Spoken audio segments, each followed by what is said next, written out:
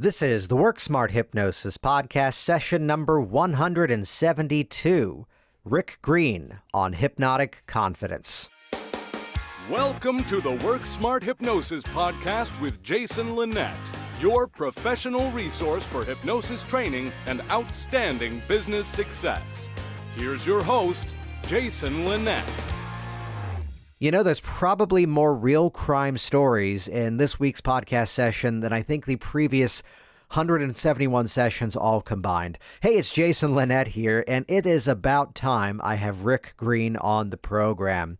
Rick and I go back a couple of years interacting first at the HypnoThoughts convention and several other interactions from there, and just amazingly fascinating and skilled practitioner of hypnosis. And to use the phrase of soft skills, that we're often taking the skills of what we've done in previous careers and bringing it into the work that we do now. The experience of listening to Rick's story as an undercover police officer and then transitioning that over, of course, naturally, to hypnosis. And you're going to hear some incredible insights to what it is that it means to have confidence in our process, what it means to exude that confidence appropriately inside of the session so the client knows that they're in a safe space, that they know they're on track towards that positive change. And it's the catchphrase that I'm kind of living by these days of taking techniques that are already effective and making them even more effective. The way that we can lean into that process, that appropriate way to get even greater results. You know, if you're with somebody in session and you're saying, well, we'll see how it goes, hope it works. How's that going to go? Yet if you're really going into that session with that full mindset of we've got this is going to be easy, and even better, it's going to be fun getting there, that's often how the process really plays out instead. And I'd share that's a mindset that personally I probably stuck on top of all that I do about 8-9 years ago. And it's how, as I was younger at one point and without children and working marathon schedule days from like 8 in the morning till 8 at night, this is how I'd walk out of the office with just as much energy as I walked in. It turned every experience, every client issue into that good to great mindset. And you're going to hear some amazing insights and details about an upcoming course that Rick's going to be training at HypnoThoughts Live 2018. Details will be all over at worksmarthypnosis.com in the show notes. Plus, you can actually get the information to check out Rick's website and his rather rapidly growing practice as well. While you're there, too, at the web, check out hypnoticessentials.com. This is the live hands-on 6-day intensive course happening in the Washington, D.C. area in September 2018. It's myself and James Hazelrig teaming up to give you strategies to better customize to your client, frame the process in the most effective way, and give you the real-world technical skills to build your own hypnotic confidence. Check that out over at hypnoticessentials.com. Again, all the details over in the show notes at worksmarthypnosis.com. And with that, let's jump directly into this week's outstanding conversation. This is session number 172, Rick Green on Hypnotic Confidence. Oh, that's a real interesting question, and I've always attributed it to one thing, and actually it was your speech at HypnoThoughts, which kicked back a memory that told me maybe it was something else. So what happened was I was in judo. I actually was on the judo Olympic training team for the 76 Olympics. And, I ended up breaking my arm with a compound fracture. Okay, so my bone was sticking out of my arm and all that good stuff. So the doctors told me that, hey, you'll never get use of your arm again. We're going to have to lock it out straight. You might have an inch or two of movement. And my sensei, I was so fortunate. I literally had the Mr. Miyagi experience. And my sensei was a very, very old school Japanese person by the name of Ogasawara. And, I owe so much to that man. Anyways, he told me, he says, no. He says, we fix this. And he put me through some exercises, but a lot of it was just meditations and mental mind work and things like that. And he worked with me, and over 2 years, I got the full use of my arm back. Wow, yeah. And against the doctors said they just couldn't believe it because they had locked it out. They had physically pinned it in place. They had to remove the pins. But I've always said that was my beginning in understanding the powers of the mind and understanding how, the powerful our mind is. But you said something at Hypnothoughts which kicked back. I was in high school. I was in a hypnosis show at the time, and my arm in a cast, and there's a picture in my yearbook with this. My arm's in a cast, and can't tell you who the hypnotist was. I wish I knew, but they did the, raise your arm out, and of course I'm raising my cast out, and he runs over and he says, no. I'm sure he's going to do the arm pull, and not that I know what he's doing, but he says, you're going to leave this arm just here, and that arm will be just fine. It's going to heal. I remember him saying that. Nice. And, I didn't recall that until you kicked it back at the Hypnothoughts. Anyway, so... Which is making me kick back to, I don't do as much stage hypnosis as I used to. That's kind of what got me into all of this, yet I still do a stretch of schools in Virginia Beach, Virginia. It's one of the schools is the one that I graduated from, and they like that local boy comes back, and I do the programs there. And here's one of the schools where I strategically brought up this one girl who was the rock star in the audience, loving the light and heavy arms, loving all the suggestibility test. I see she's got a leg brace on, and I'm thinking, this is someone who's probably left out of a lot of stuff. Let me do a show mostly with everybody seated, and this way she can be featured and actually have a good time. So now that I've said that and you're connecting it back to my story, we'll be interviewing her on the podcast in 5 years. So that would be very cool. That'll be her origin story, or just go off in some other route. Yeah. Well, look her up again and find out, where she's at, because that was amazing. Yeah. So from there, I graduate. I'm going to college. I'm going into aviation engineering, but the war had just ended. All the pilots were taking all the civilian jobs, and so I ended up as a police officer. Probably because I like to drive fast and do things like that. But it was a very good fit for me. And while I was going through college and while I was going through the police academy, and in the early part of my career, I started doing hypnosis concentration tapes and things like that. And then I got involved with the Silva method, which was very powerful and very big at the time. And so I started working undercover. And when I started working undercover, I did 9 years of undercover work, which I just loved. I mean, that was some of the greatest things. And part of my confidence course is from what I'll be teaching at Hypnothoughts, comes from what I used to teach the undercover officers when I became kind of the instructor there. Yeah, we can't just we can't hop over that little bit of nugget of wisdom there. So tell me more about doing the undercover work. Okay, well, the undercover work was great. In fact, if you ever watch the Lethal Weapon movies with Mel Gibson and stuff, and there's a scene where he's starting out where he's the first one where he's shorting someone, paying them, they want $100,000, he's giving them $100, and I'm sitting there going, I did that. It's hilarious, and it was just pure cop humor, because in undercover you can be so creative and do almost anything you want, and I'm literally laughing all the time, thinking oh my God, you believe that? Let me tell you this. And it was just a great thing about state control. And when we're talking hypnotically, how to learn state control, how to be in charge of yourself, how to, be confident. And so one of the things I used to teach new undercover officers, I says, you can't go undercover until you can walk into a hospital, into an operating room, and get me a instrument. And so, I mean, you have, please understand, this was back in the 80s, and, liabilities and stuff were a little different. But you had to be able to bluff your way in and out of situations. And, I was put in some very, very tight situations where I had guns put to my head and things like that. and you have to think fast, and it's all state control. So that was great training for learning how to handle all that. But while I was doing that, I went to a DEA school, Drug Enforcement Administration, and they had an instructor there who was a police chief from the Chicago area. He was also a hypnotist and an NLP person. So he did a whole day with us, and I got really fascinated. I started learning NLP and bought the books and Nightingale, Conant, the cassette, which I still have.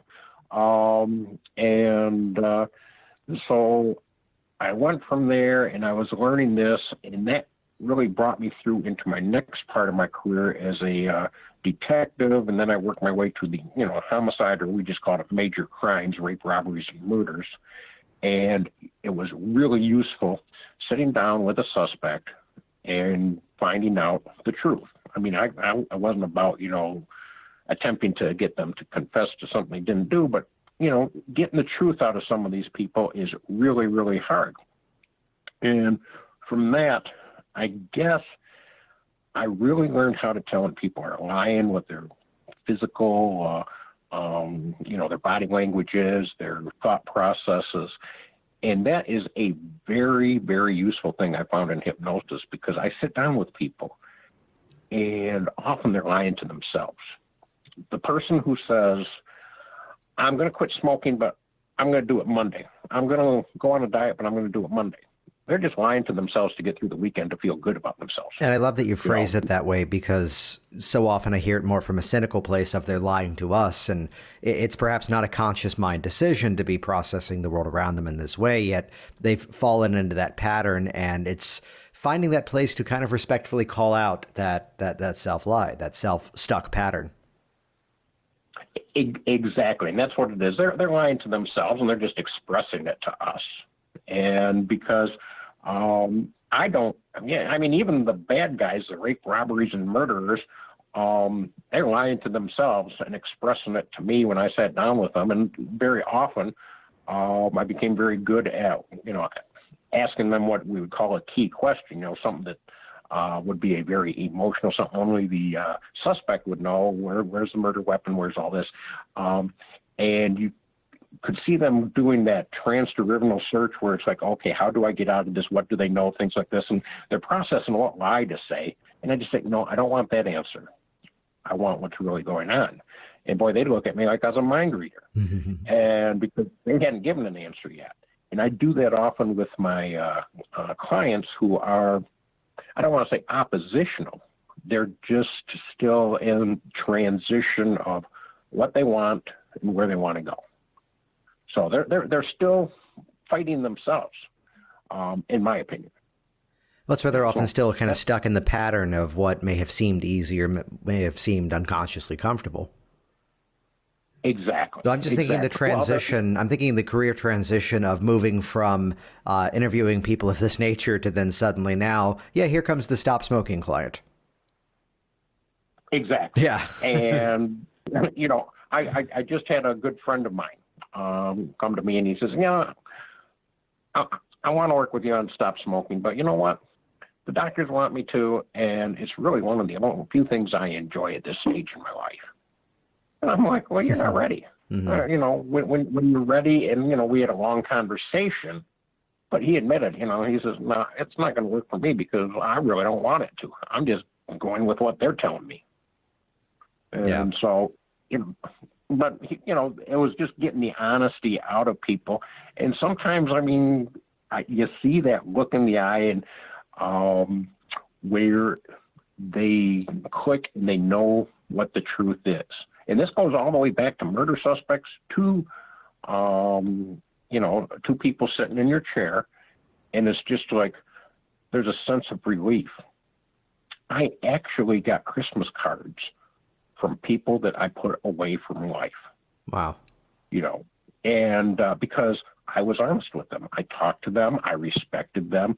I never once, what you see on TV is just so disheartening, because it's like, we couldn't do that. We could, no way in the world is someone going to talk to you when, you're beating them up and the interview room as you see on TV. Yeah. I mean, rapport 101 is no, don't do that. So anyway, so that's kind of Which, to be fair, that if they put on television hypnosis the way that most of us often end up doing it, there's a reason why they sensationalize it. Well, and police shows, I've never seen one where they do paperwork. Yeah. And that's 90% of the job. Brooklyn Nine-Nine does a good job of representing paperwork. Okay. Yeah. I stopped. But then again, comedy show, so they're making fun of it, so. True. So, yeah. So, lifelike is funny. Anyway, so I started buying the early books, and they were kind of cheesy, and I started working with a few people. And at that time, I was teaching martial arts. I was in both judo and wushu, which is Okinawa karate. And I was out teaching the martial arts, and I was also teaching at the police academy for defensive tactics, what we called it at the time, and street survival, which was kind of street smart. I actually started, and this was just something I came up with on my own, is after class, a defensive tactics class, I'd have them lay all out on the mat, and I'd take them through what we called at that time was a guided meditation, and I'd put them down, and we would walk through an armed robbery situation, confronting an armed gunman, because rehearsal in your mind is so powerful, because no one should come through there having really done that. It's just an abnormal situation. And I've got a few letters from people saying, I encountered it on the career. I believe you saved my life. And, so that dress rehearsal, we called it. So I really, really was into, the power of the mind and how it works. And, I was using, psycho-cybernetics, Malcolm Morris and NLP and all that. Then I started getting towards the end of my career. At that time, I was in charge of, I was a captain at that time, and I just retired here in January, fully. So I was in charge of what we called our critical incident team, which we developed, and it was a group of volunteers that we sent out into the community when, there was a tragic accident where people died, a lot of people died or something. We had a terrible bike accident where someone plowed into a group and killed 5 people, severely maimed 9. And from that, we developed this where we sent people out who were trained. We had a psychologist help lead it.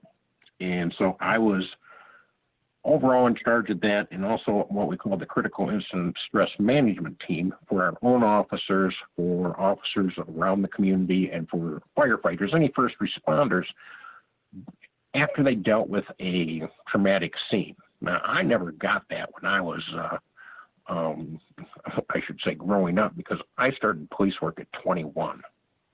And I have to laugh today thinking, a 21-year-old kid, they gave me a gun and told me to go into people's homes and solve their problems. It's almost funny, because I just, can't imagine that I would turn a 21-year-old loose, but we did that back then.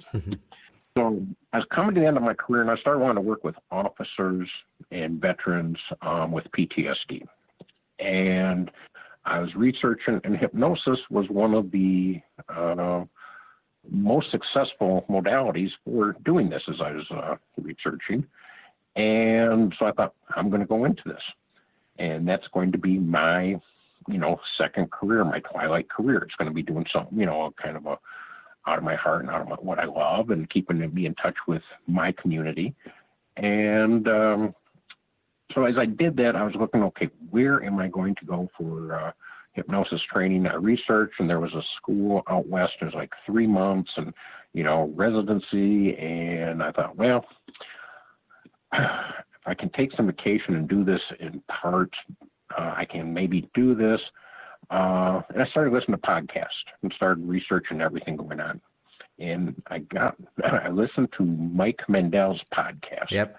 And it just clicked with me. Mike's style and manner and expertise. I thought, well, it's a lot cheaper to go to Canada for 1 week. I can do an intro. And I was looking as an intro. I thought, I'll do a week here and see if this is something I like, I enjoy, and, something that I would excel at. And Mike is phenomenal. And as far as I'm concerned, he's hands down the best instructor I've had about knowing the nuts and bolts of all things hypnosis. I think he's borderline genius, and I've had some great instructors, and, I always give credit to the great instructors. But Mike was phenomenal. I went there, and from there, one of the members of his tribe, Dee Dee Regatos, she says, hey, you have to come to HypnoThoughts. So I come to HypnoThoughts. From HypnoThoughts, I rechanged all my plans because HypnoThoughts kind of allowed me to discover that maybe I don't have to do an institutionalized 3 months. There's people here that, have done it other ways who are doing phenomenal, getting great results. They're great hypnotists. And so I started just immersing myself into the whole community. And when I say that, I was, and I think you coined it as the hypno junkie. Yes. yeah. It was like, here's the deal. I was very, very fortunate at work because I was in charge of 100 officer volunteer group called our reserve division. My former boss, the sheriff, had compensated me for that. It was like either adjusted my time or, I got overtime for the events. Well, we get a new sheriff, nice guy, but he wants to balance the budget. He says, I can't pay you for that. So just take it off the, take it in time off.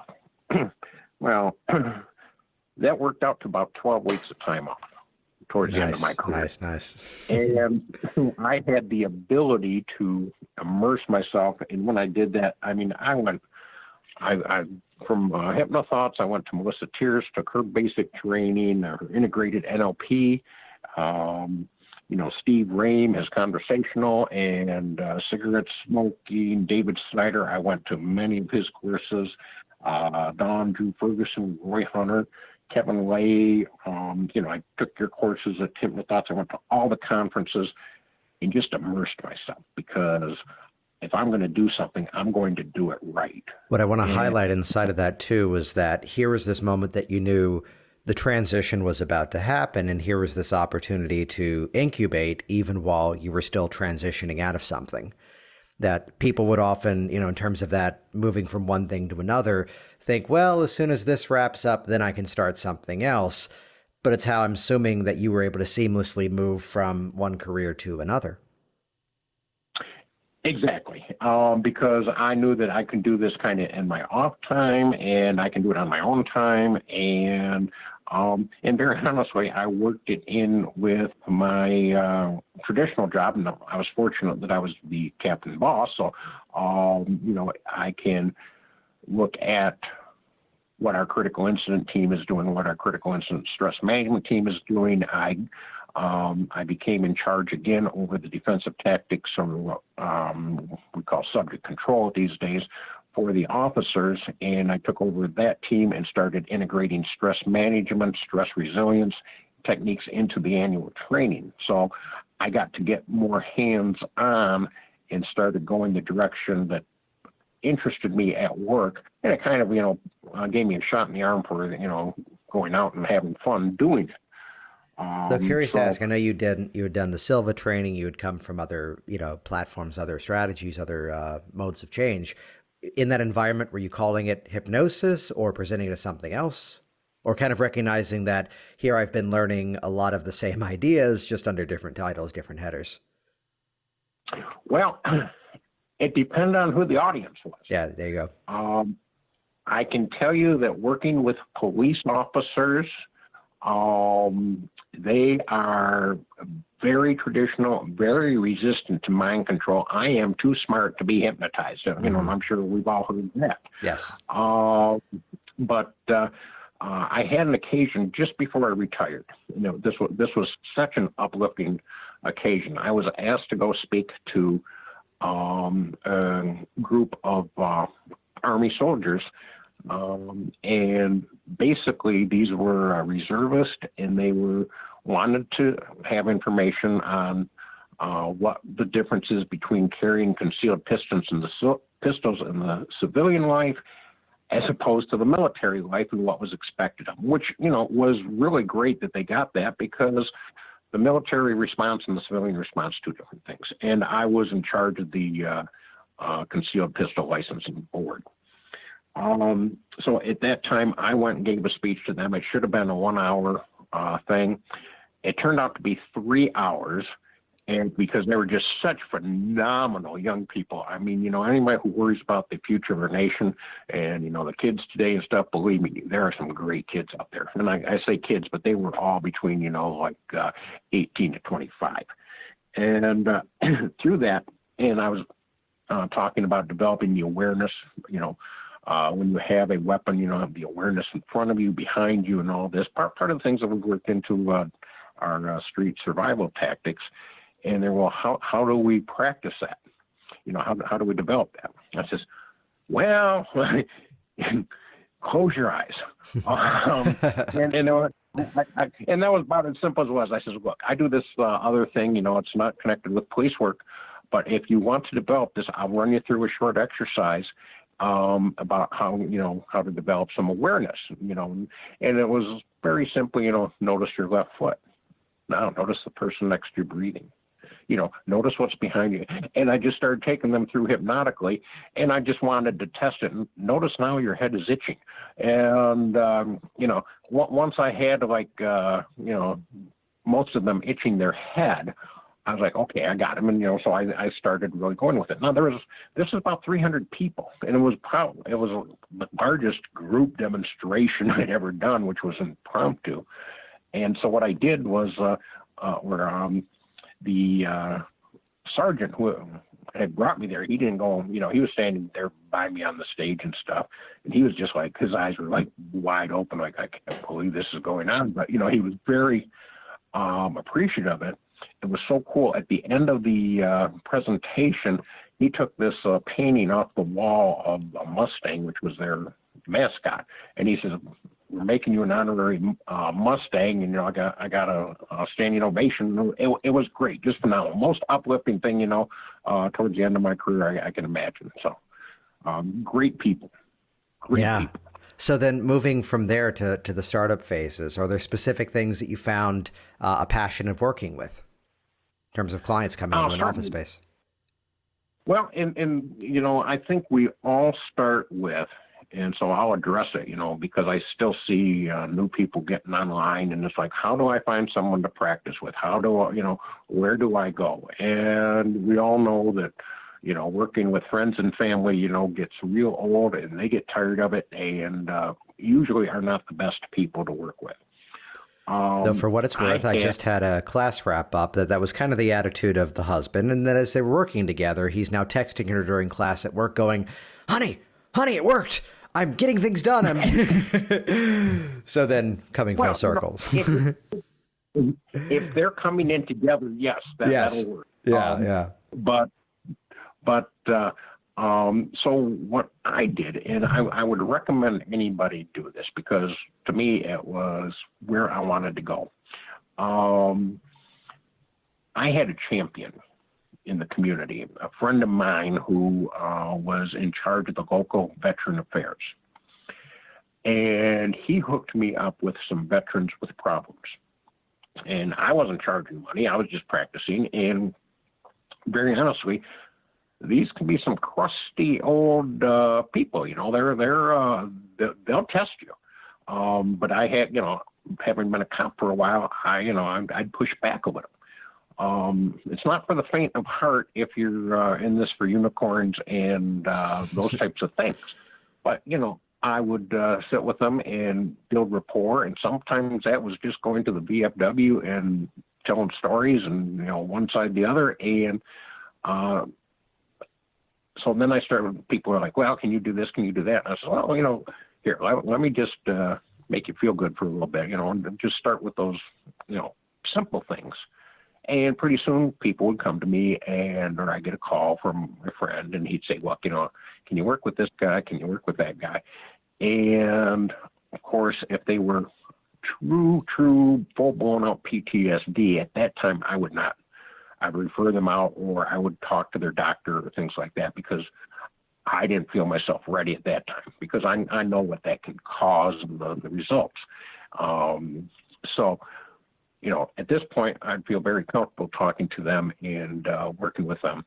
But, when you're starting out, that is one of the greatest resources, and some of the, you'll make some of the greatest friends and hear some of the greatest stories of people who have been there, done that. And they're going to be probably the most challenging of, trying to get that rapport with, because, you just walk up and say, "Hi, I'm Rick and I can help." And they're like, "Uh-huh." But you just blend in and find the common ground, build the rapport.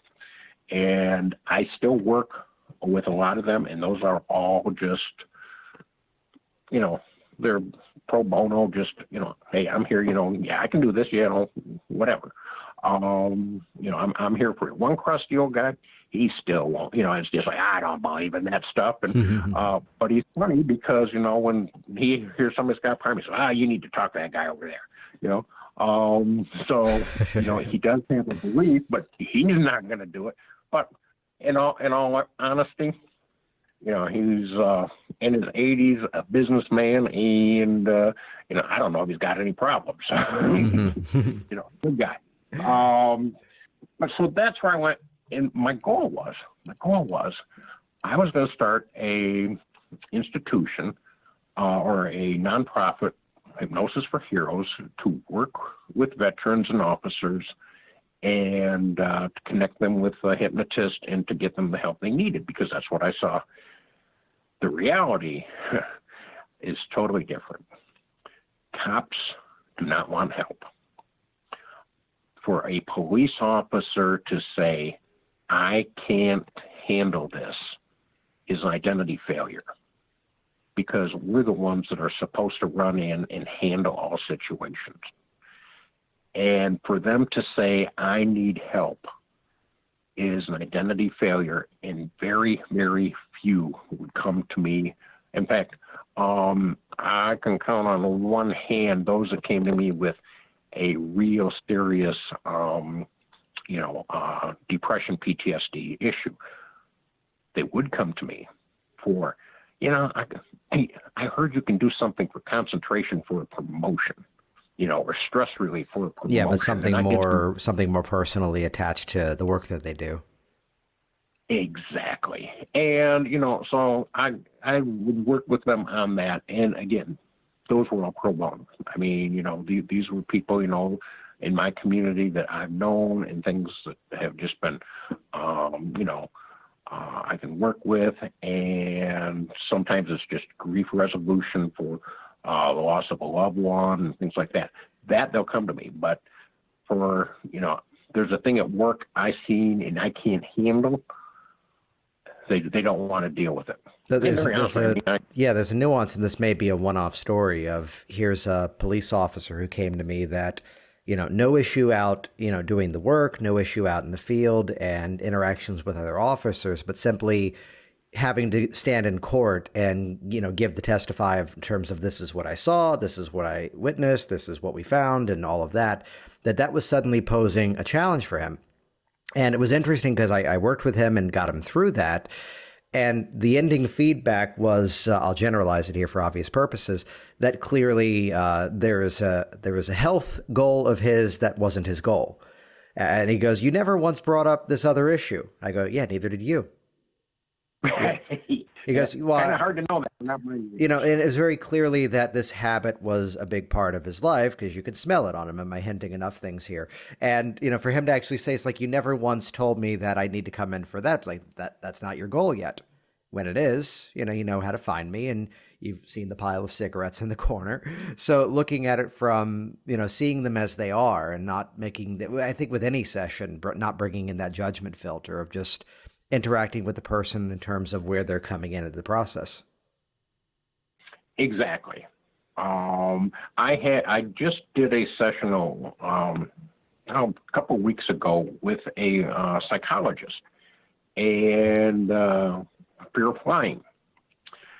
as I took her through the session, and it was interesting because as I brought her out, I say brought her out, but when we emerged, as she emerged, she was cheerful during the session and everything, but she was like, oh, I was just like, I knew it had more to do. I got more issues going with my son, who's suicidal, and I was, dealing with that.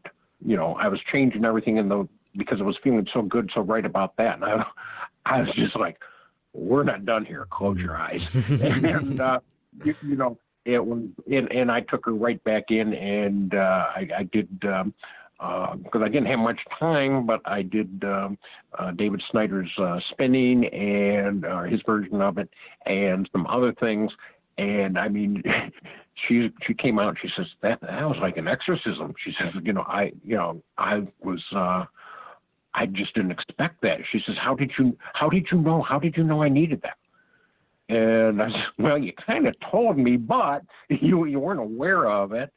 And, so she's been doing great. And so, yeah, you deal with them where they're at. But every now and then, if I can hit something that, and I'm sure you do, if you can hit something that they say, I need this, they're screaming, I need this, I can do it right there. Let's do it right there, because that's really what you came in for. You were lying to me about the other thing. And she wasn't lying about the line. She was just, she wasn't ready to come to terms with the other part. Well, it's again where they come in, and what's often the presenting issue is kind of a symptom of something else that's going on. And there's ways we can work directly with that issue, but also ways that we can work through that issue. Exactly. Yeah. Exactly. So chat with me a bit in terms of just this mindset. And I put it into this context first. I had a firefighter as a student one time that just from day one, he just was the rock star of the class. And as he put it, he goes, I'm in a scenario that as soon as I walk in, whatever I say is going to stick. So I might as well say it with as much confidence as possible. And now is working quite a bit as a full-time hypnotist. What would you say were some of those elements that came out of the career you were in to now bring into the hypnotic profession that really built that confidence up and really helped to build that as the foundation for a lot of the work that you do?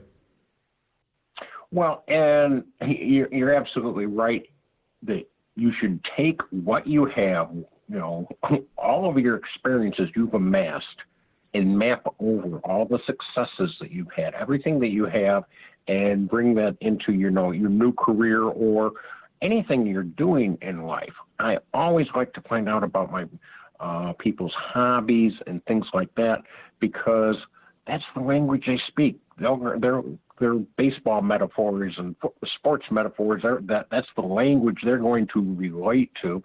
And, as a cop, we're kind of sequestered from society. I mean, it's just really we are.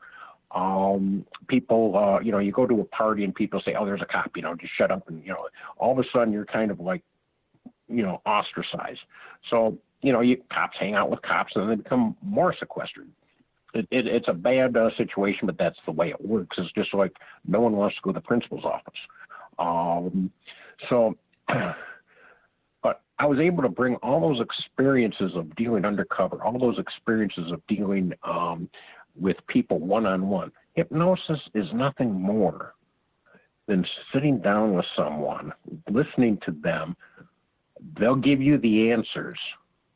If they speak long enough, they will give you the answers. And then in trance, just convincing them that, those are the answers they need. On simple terms, it's kind of that simple because we really need to listen to them. I don't remember which instructor told me this, but it was, and it may have been in a book. But the words we use are nothing more than symbols of what's going on in the mind. And so those exact words have to be used. I've heard it through many instructors, but very few people put it in the terms of symbols. It's a symbolic representation. So I use a lot of metaphors and symbolic representations in talking to people conversationally and in session. because that's what they relate to. And I love to keep them in a related state, because that's, as we know, pretty much bypassing the critical factor. If you're telling the story of the Wizard of Oz, but you're doing the therapy right inside the session, and I very often do that. I take my entire practice, it's called Changes Ahead Hypnosis, okay? And it's, the whole idea of changing things ahead. We're going on a journey. When you come into my office, it's an immersive journey. I haven't gone the Skype route yet, because I don't know how I can bring what I do here onto a computer. I know people are getting results. But when you come into my office, I have 5 rooms. One of them looks exactly like a doctor's office. I have an antique exam table in there. I have, I have the weight scales. I have the diplomas on the walls. This looks exactly like a doctor's office. This is where I do the energy work, like tapping and things like this. There's a little acupuncture chart on the wall. I'm looking for that authority to prime the people. And I'm also looking for, to get them into a whole different, pattern interrupt. When they walk in the door, and you probably went to Ken Guzzo's office. Yes. Yes. And so I have 5 offices, and you start in talking to me, and then a room where you have watch the television, and I'm rechanging the whole process in there. Then I have what I call the exam room, or the energy room, where we do the tapping and anything else along that nature. And for weight loss clients and things like that, you go in there, and the scales and everything else in there is just like gives that authority. I have the traditional room where the nice, lounger and nice oak chair, but everything on the wall. I have one wall that has all my badges from when I worked. Let's see, what have I got here? Just some plaques and credentials, the key to the city that I got when I retired, because I'm trying to build the idea of safety. For a lot of people, especially female clients, they want to feel comfortable and safe. They have to feel the safety. So I like to project that. I like to let them know, you're in a safe environment. Things are going to go, but things are different here. I have a stop sign I hold up. If they're talking too much, I do. When I get them, and for those of you that haven't spent any time around Rick, I'd say that knowing Rick, holding up the stop sign, I'm sure they smile when you do that. Well, exactly. Yeah. I'm not confrontational. In fact, just let me tell you a little bit about as they come out of the process. My last name's Green, right? So Rick Green. So I use a very color-coded type of process and build into like the session, for stop smoking. Red, means stop. You're going to see the stop signs. When you see the stop signs, this will enhance all the suggestions today. And the whole pattern that goes around that. Right. Green means go. When you see green, it means go for the things you want. Go for the life you wanted. Go for all those things you told me in the beginning, the breathing easier. Yellow is the color of the sun, blah, blah, blah. It's also the color of traffic lights, but I don't tell them that. Just at the end of the session, I'll tell them, I want to reward you for all the great work you've done here.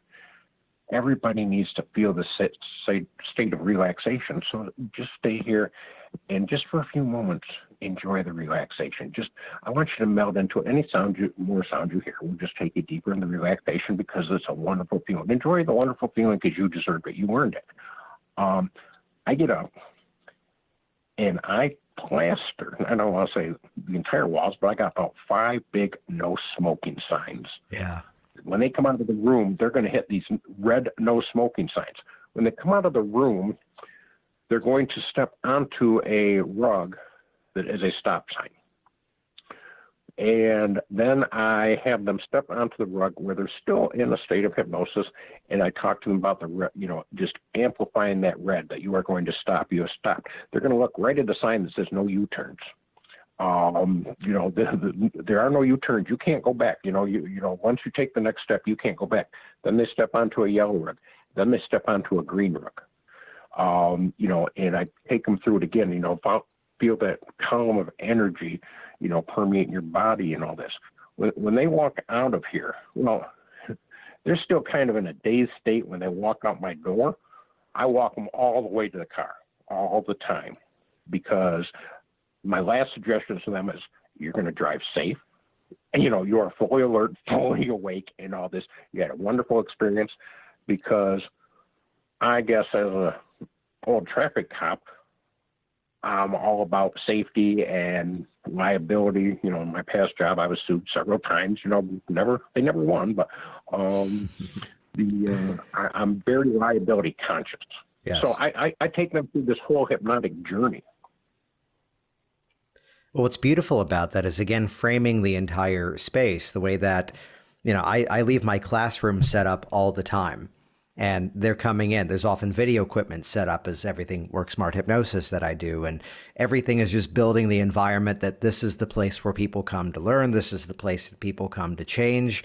And it's these elements that are hypnotic in nature that are strengthening all the work that we do. That one of the filters I keep coming back to are, what are the methods we can put on already effective methods?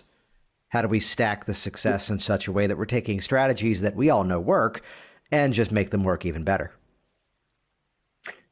Exactly. And I remember you saying that in the class, and, it's like anything I can do in my session to, just leverage a little bit more. I want them to walk out with phenomenal results. Mm-hmm. And one thing I did is, we're talking about that, is I've got one wall with a lot of diplomas up on it.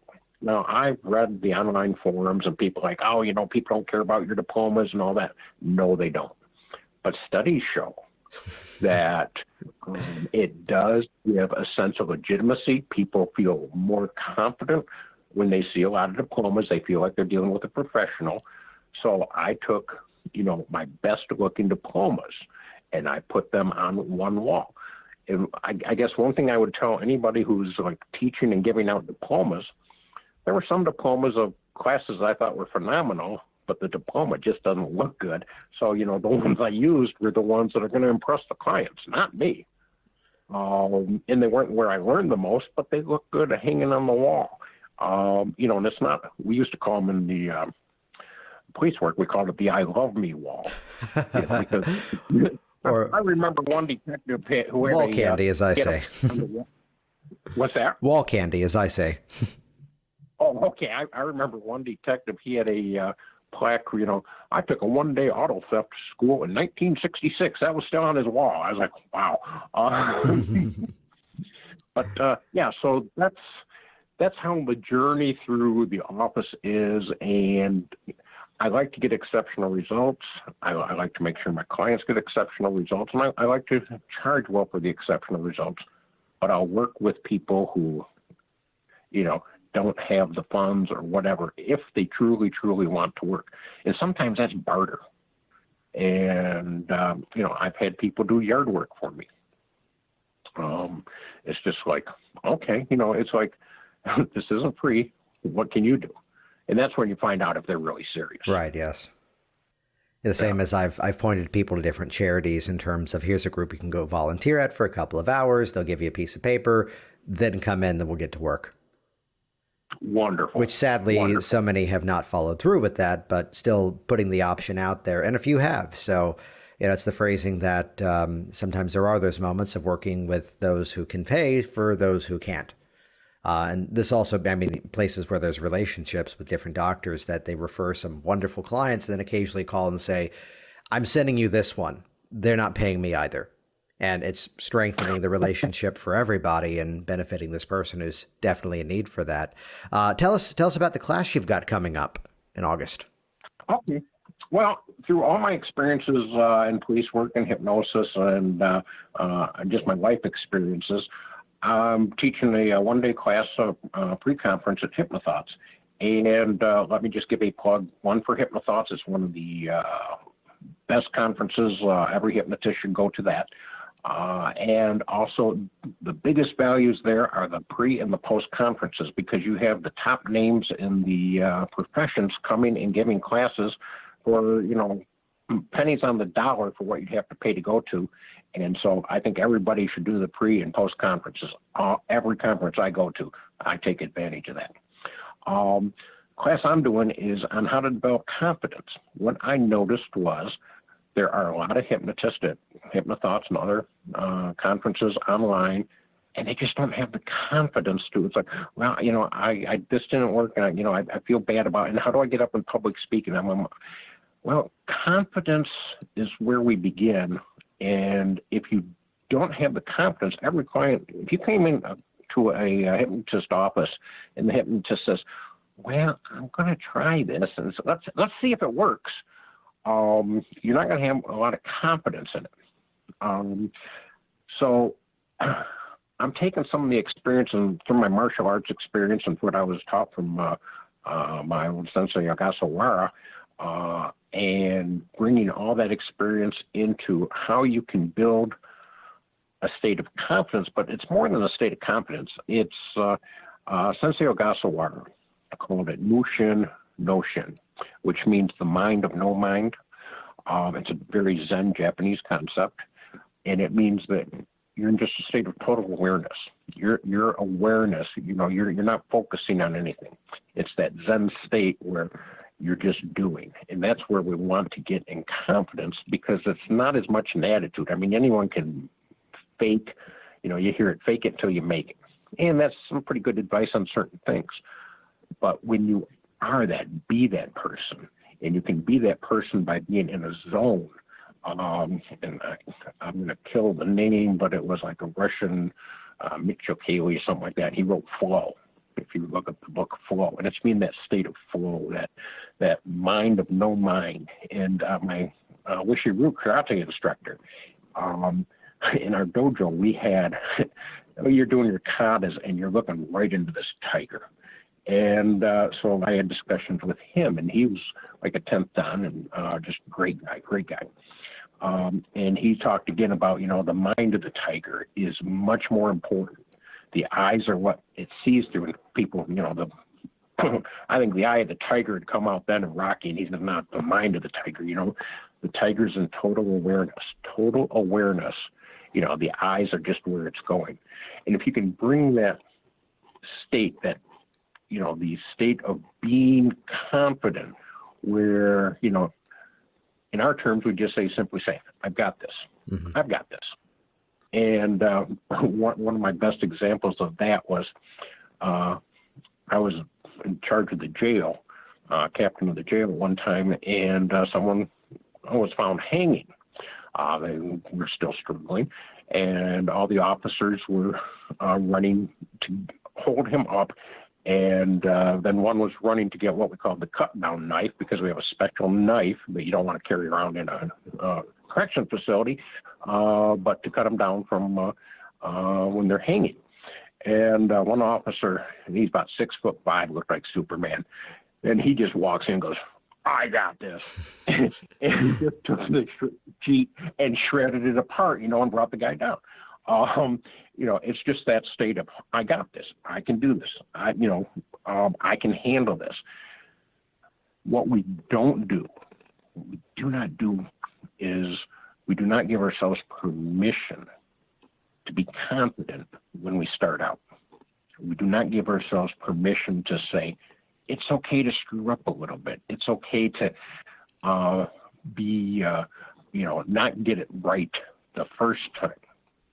And that's where a lot of us are just like, well, I got to be perfect. My mentors were perfect, so I want to be at that state.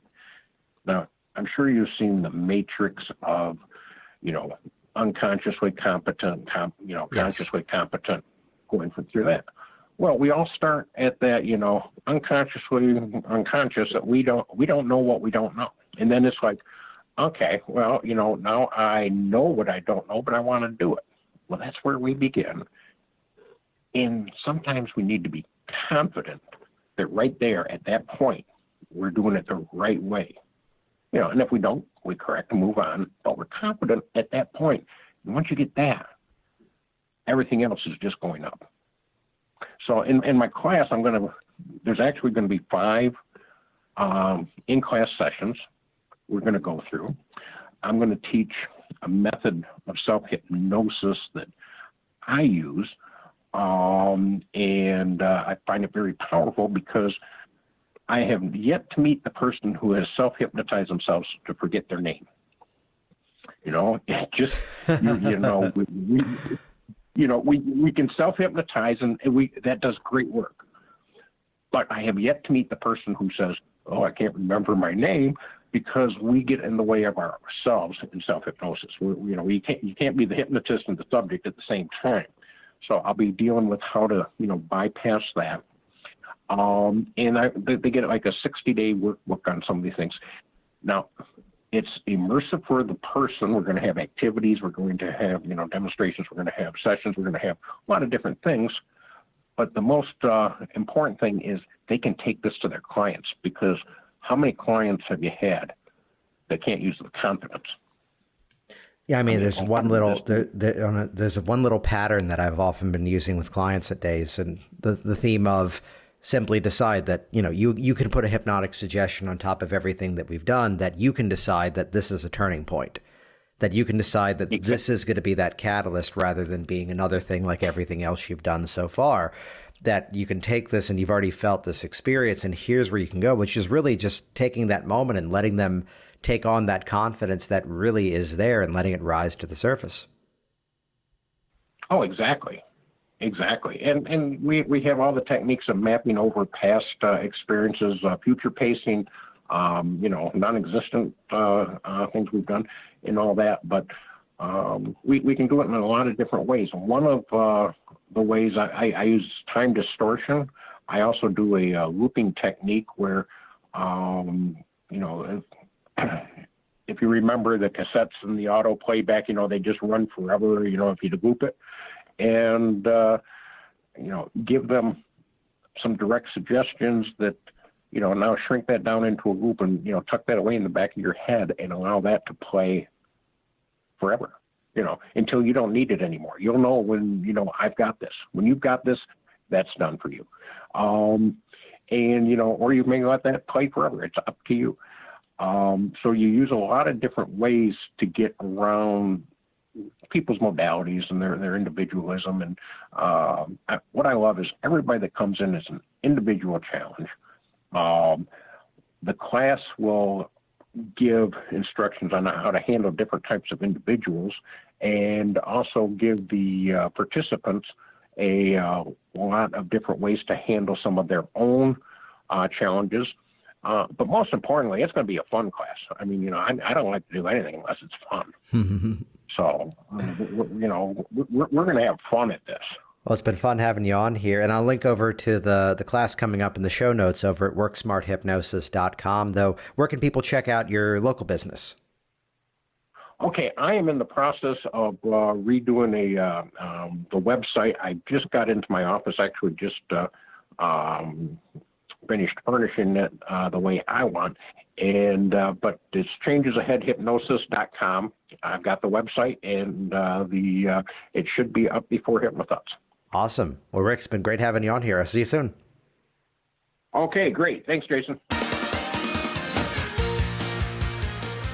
Jason Linett here once again, and as always, thank you so much for interacting with this program, for leaving your reviews online and sharing it on your various social media streams, and putting me in your top 8 on MySpace. And while you're there on the interwebs, check out hypnoticessentials.com. This is the live, hands-on, interactive 6-day course that James Hazelrig and I are teaming up together for in the Washington, D.C. area in September 2018. 6 days of hands-on training to really build your confidence in terms of a more organic application of hypnosis, how to create inductions on the fly that best suit your client, how to craft powerful metaphors and stories to further compound and lock in change, plus the importance of pre-framing and customization to your client.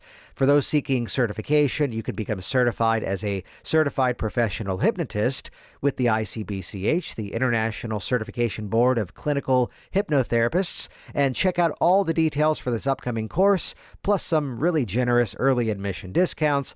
Details over at hypnoticessentials.com. See you soon. Thanks for listening to the Work Smart Hypnosis podcast at worksmarthypnosis.com. Hey there, it's Jason, and I want you to be one of the first to find out as we upload amazing new content. So do this right now. Click the subscribe button right here on this video. That's going to link you to our YouTube channel here, and you will be the first to find out as new resources and downloads are made available. Do it now.